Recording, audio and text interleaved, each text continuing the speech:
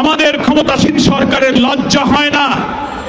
একজন প্রধানমন্ত্রীর উপদেষ্টা দিল্লিতে প্রবেশ করতে পারলেন না, অপমানিত হয়ে ফিরে আসলেন, জাতির কাছে ব্যাখ্যা দিতে পারেন নাই।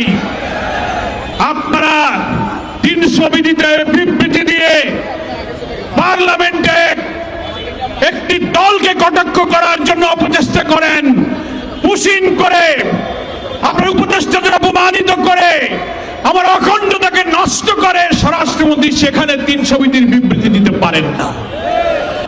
ভারত আমাদের বিরাট প্রতিবেশী রাষ্ট্র।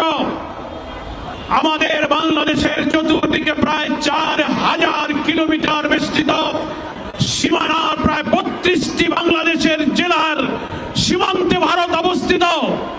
বরাবরই কাঁটাতারের বেড়ায় পুশিন, হত্যা, বর্ডার কিলিং, আমাদের পানি সমস্যা নিয়ে আমাদের প্রতি আপনারা আগ্রাসী আচরণ করেছেন সব সময়ে।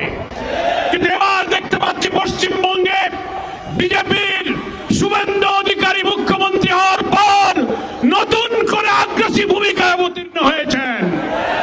আমরা বলতে চাই, ভারতের যে সীমানা, ভারতের স্বাধীনতা, ভারতের সার্বভৌমত্ব, ভারতের অখণ্ডতার প্রতি আমরা শ্রদ্ধাশীল, কিন্তু আপনারা আমাদের অখণ্ডতার প্রতি সম্মান দেখাতে পারেননি। পশ্চিমবঙ্গের নির্বাচনের পর শুভেন্দু অধিকারী যখন মুখ্যমন্ত্রী হলেন, কি আশ্চর্য ব্যাপার, একটি দেশের মুখ্যমন্ত্রী হয়ে তিনি বললেন শেখ হাসিনা শাহজালাল বিমানবন্দরে অবতরণ করবে, উনি 2 মিনিটে বাংলাদেশ দখল করবেন। এতে বোঝা যায় আপনারা আমাদের অখণ্ডতার প্রতি শ্রদ্ধাশীল নন। আমরা জানি আপনারা সেই আধিপত্যবাদী একটি দেশ, যে দেশে ফ্যাসিস্ট, বিতাড়িত, পতিত, পলাতক, খুনি, অপরাধী শেখ হাসিনাকে আপনারা আশ্রয় দিয়েছেন। আপনারা ওসমান হাদির খুনি ফয়সালকে হাতে পেয়ে বাংলাদেশের কাছে হস্তান্তর করছেন না। প্রতিদিন আপনারা পুশিন করছেন। গত বছর প্রায় 2500-এর মতো পুশিন হয়েছেন। শুভেন্দু অধিকারী ক্ষমতায় এসে তিনি নিজেই বলেছেন প্রায় 4500 ব্যক্তিকে নাগরিকত্ব যাচাই বাছাইয়ের প্রক্রিয়ায় তারা পুশিন করেছে। আমরা জানতে পেরেছি গোটা ভারতে প্রায় 90 লক্ষ মানুষকে নাগরিকত্ব আর যাচাই বাছাইয়ের অজুহাত তুলে তালিকাভুক্ত করে পুশিনের আওতায় আনা হয়েছে। সীমান্তের সেন্টার থেকে সেখানে তাদেরকে আটক রাখা হচ্ছে, নির্যাতিত করা হচ্ছে। আমরা পরিষ্কার বলতে চাই, আমাদের বীর বিজিবির সৈনিকেরা সীমান্তে যে সাহসিকতার পরিচয় দিচ্ছেন, সীমান্তবর্তী প্রায় 32টি জেলার বীর জনগণ এই পুশিনকে তারা প্রতিরোধ করতে শুরু করেছেন। আপনাদের মনে রাখতে হবে, রৌমারী সীমান্তে, সেই বড়াইবাড়ির সীমান্তে বিডিআরের সাথে বিএসএফ এর নির্লজ্জ পরাজয়ের ইতিহাস আপনাদেরকে স্মরণ করতে হবে। আমাদের সীমান্তের লুঙ্গি পরা কৃষকরাই আপনাদের এই পুশিন প্রতিরোধ করার জন্য যথেষ্ট। তাই আজকে 11 দল যারা আমরা আমাদের অখণ্ডতা, আমাদের স্বাধীনতার লাল সবুজ পতাকাকে সমুন্নত রাখতে বদ্ধপরিকর, আওয়ামী ফ্যাসিবাদকে বিদায়ের পর ক্ষমতাসীন বিএনপি সরকার জনগণের কাছে দেওয়া প্রতিশ্রুতি বিশ্বাস ভঙ্গ করে আবার সেই ফ্যাসিবাদের পথে যাত্রা শুরু করার প্রেক্ষাপটে আমরা 11 দলীয় ঐক্য বাংলাদেশে জনগণের আকাঙ্ক্ষা পূরণের জন্য আবার আমরা আন্দোলন শুরু করেছি। এই 11 দলীয় ঐক্য সমুন্নত রেখে আমাদের অখণ্ডতা, আমাদের স্বাধীনতা সর্বত্র রক্ষার জন্য আমাদের এই সংগ্রাম নিরন্তর, নিরবচ্ছিন্ন, অপ্রতিরোধ্যভাবে ইনশাআল্লাহ এগিয়ে যাবে।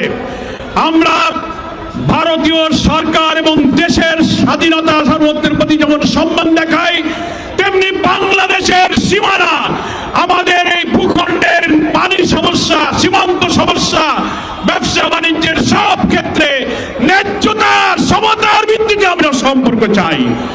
আমরা বৈষম্য, আধিপত্যবাদী এবং নিজেদের উপরে দাদাগিরি, বাবুগিরি করে বাংলার বীর জনগণকে প্রধানত রাখা যাবে না।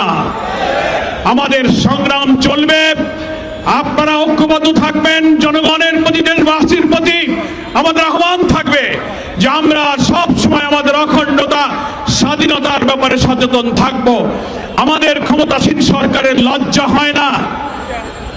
আধিপত্যবাদের সেবাদাস, তাদের কাছে দাস খত দিয়ে বাংলাদেশটাকে আবার তাদের কাছে বিক্রি করতে বসেছে।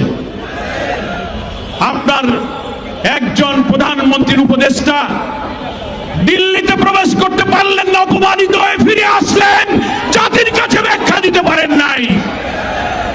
আপনারা 300 বিধিতে বিবৃতি দিয়ে পার্লামেন্টে একটি দলকে কটাক্ষ করার জন্য অপচেষ্টা করেন, পুশিন করে, আপনার উপদেষ্টাদের অপমানিত করে, আমার অখণ্ডতাকে নষ্ট করে স্বরাষ্ট্রমন্ত্রী সেখানে 300 বিধির বিবৃতি দিতে পারেন না।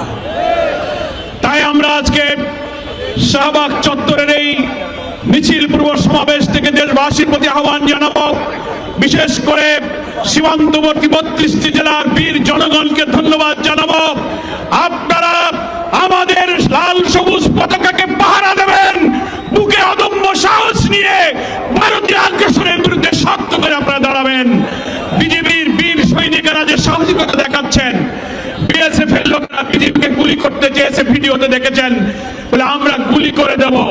আমার মাটির বীর জনতা, তার প্রতিনিধি বিজেপি বলেছে আপনারা গুলি করলে কি আমরা বসে থাকবো? এই হচ্ছে বাংলার মানুষের সাহস। ভারতীয় আধিপত্যবাদী শক্তি, বিশেষ করে পশ্চিমবঙ্গে বিজেপির মোদীর সেবাদাস শুভেন্দু অধিকারী, আপনি যে ধৃষ্টতা দেখিয়েছেন, বাংলাদেশ দখল করার ধৃষ্টতা, হাসিনাকে শাহজালাল বিমানবন্দরে নামার ধৃষ্টতা, শহীদ ওসমান হাদির খুনি ফয়সালকে আপনি প্রশ্রয় দিয়েছেন।